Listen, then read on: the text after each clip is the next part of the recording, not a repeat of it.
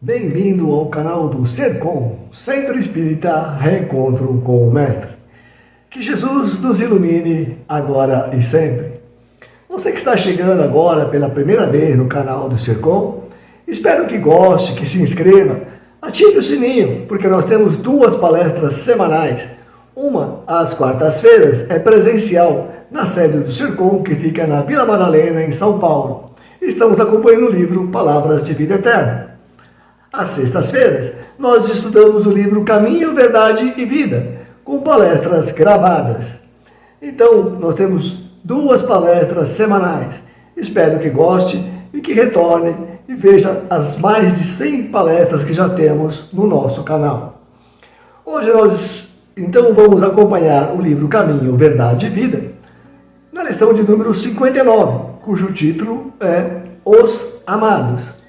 E Emmanuel sempre pega uma passagem bíblica para discorrer sobre esse tema. E a passagem escolhida está em Paulo, carta de Paulo aos Hebreus, capítulo 6, versículo 9. E diz o seguinte: Mas vós, ó amados, esperamos coisas melhores. Este texto, aos Hebreus, ele foi atribuído ao apóstolo Paulo, mas o estilo literário é totalmente diferente das outras cartas de Paulo que consta no Novo Testamento. A importância dada pela igreja no século IV a este escrito é devido a Jesus ser apresentado como aquele que supera todas as instituições e cultos do Antigo Testamento. Ou seja, Jesus é o caminho, a verdade e a vida.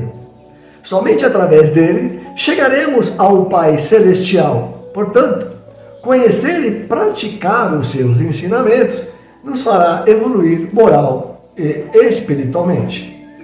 Mas quem são esses amados a que se refere o autor deste texto e que Emmanuel utiliza como o título desta lição? São aqueles que, ouvindo e entendendo os ensinos de Jesus, já tinham começado a colocá-los em prática.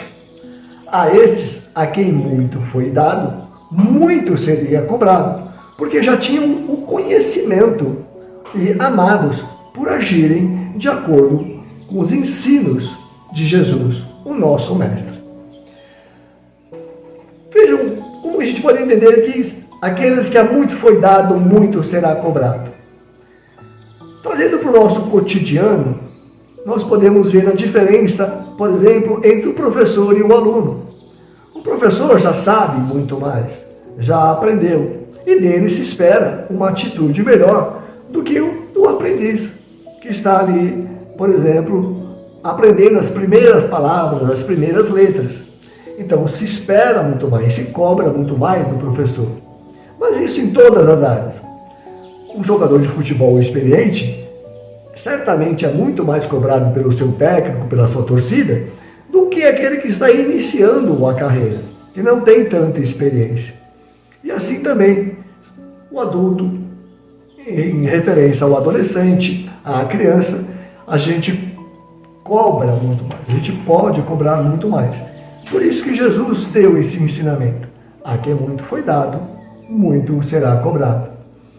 No Evangelho segundo o Espiritismo, capítulo 18, cujo título é Muitos os chamados e poucos os escolhidos, temos diversas passagens bíblicas exemplificando essas palavras, esses ensinamentos de Jesus. Vamos ver então, nesse capítulo, quais são os temas trazidos pelos Espíritos de Luz. O primeiro item desse capítulo é Parábola da Festa de Núpcias. Aqui Jesus, nessa parábola, ele compara o reino de Deus com uma festa de núpcias, de casamento. E então ele vai discorrendo a dificuldade de chamar as pessoas para participarem desta festa. E ele então, nesta comparação, coloca que nós devemos nos apresentar às núpcias também com os vestimentos adequados para a cerimônia.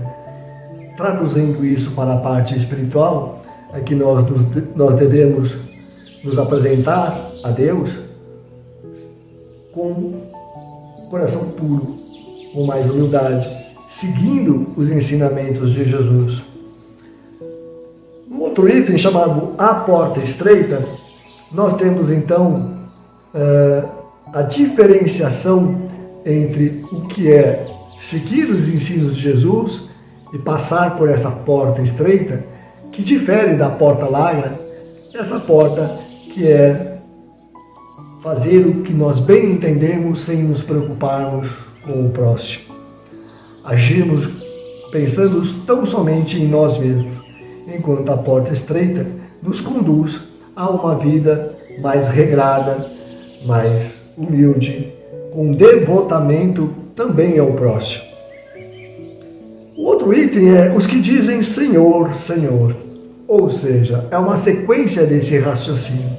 Não adianta nós termos um culto exterior, sendo que no nosso coração, no nosso íntimo, aqui Deus vê tudo, Ele sabe que nós não estamos agindo de acordo com as aparências, dizendo Senhor, Senhor. Depois nós temos então a quem muito foi dado, muito será pedido, que já foi comentado aqui. Aquele que tem maior experiência, então ele poderá ser mais cobrado. E nós reconhecemos então verdadeiramente um cristão pelas suas obras e não pelo o que ele está falando. Ler Emmanuel, na realidade, sem consultar um dicionário, pode ser um pouco difícil para compreender. Então nós vamos recorrer ao dicionário mais uma vez, porque o benfeitor espiritual, ele é muito culto. E isso nos ajuda, nos auxilia a melhorar também o nosso vocabulário. E nesta lição ele começa com a seguinte frase: comenta-se com amargura o progresso aparente dos ímpios. Então vamos procurar entender primeiro o que significa esta palavra ímpio. E nos dicionários encontramos, primeiro, que ou aquele que não tem fé ou que tem desprezo pela religião. Em segundo lugar, que ou aquele que não respeita os valores comumente admitidos. Nós sabemos então que existem muitos ímpios mundo afora, que justamente por não respeitarem os valores morais e agindo exclusivamente para satisfazerem as suas vontades pessoais e materiais, agem com atitudes escusas, prejudicando diversas pessoas. São as pessoas que não se importam em prejudicar, em passar a perna, em quem quer que seja, desde que eles consigam o seu objetivo. Esses ímpios, então, levam em conta, em primeiríssimo lugar, a sua satisfação pessoal, que está acima de qualquer coisa ou pessoa. Quando muito, eles têm medo de serem pegos ou de serem descobertos pelos delitos cometidos. Por exemplo, nós vemos uma casta enorme de políticos que não tem nenhum escrúpulo, mas quando descobertos em suas falcatruas, eles podem amargar com uma prisão, por exemplo. Eles vão ter que se explicar melhor por que fizeram tais atitudes. E Emmanuel, então, nos coloca que, quando muito, eles têm medo de serem pegos ou descobertos pelos delitos cometidos. Por exemplo, os políticos. Existe uma enormidade de políticos que não têm nenhuma vergonha de passar as outras pessoas para trás. mas, quando descobertos, eles poderão sofrer alguma sanção, alguma penalidade, seja civil, criminal ou mesmo moral, de acordo com a ação praticada. Muitas vezes nós questionamos a Deus como Ele pode permitir o enriquecimento ilícito. Emmanuel então nos esclarece que esta pergunta provém de uma ignorância humana das leis divinas e naturais. A lei de causa e efeito é eterna e imutável, como todas as leis divinas. Não há uma única atitude que façamos que não reverterá em benefício ou em aprendizado doloroso, nesta ou em outras reencarnações. Deus é soberanamente justo e bom. Deus nos permite plantar o que quisermos, é a sua bondade. No entanto, nós vamos colher exatamente aquilo que nós plantamos, ou seja, a justiça divina. Ele nos concedeu o livre-arbítrio exatamente para que possamos escolher como iremos evoluir, como ímpios ou como amados. Não levaremos desta vida absolutamente nada que é material, nem mesmo o nosso corpo carnal. Muitas pessoas, mesmo sendo espíritas, têm uma dificuldade enorme em encarar a morte do corpo, porque nós sabemos que o espírito é imortal. E esse medo, esse receio, essa dificuldade pode ser sobre a própria morte física ou de um ente querido. O apego e a proximidade física ainda superam ao verdadeiro amor que quer o melhor para todos, ou seja, a evolução. Esta evolução só ocorre com as diferentes etapas, as diferentes fases que o espírito necessita passar, ora no plano material, ora no plano espiritual.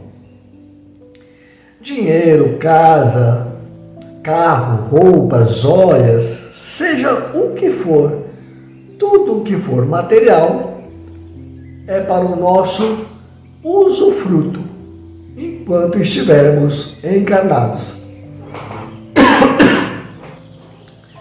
Mas não nos pertence de fato.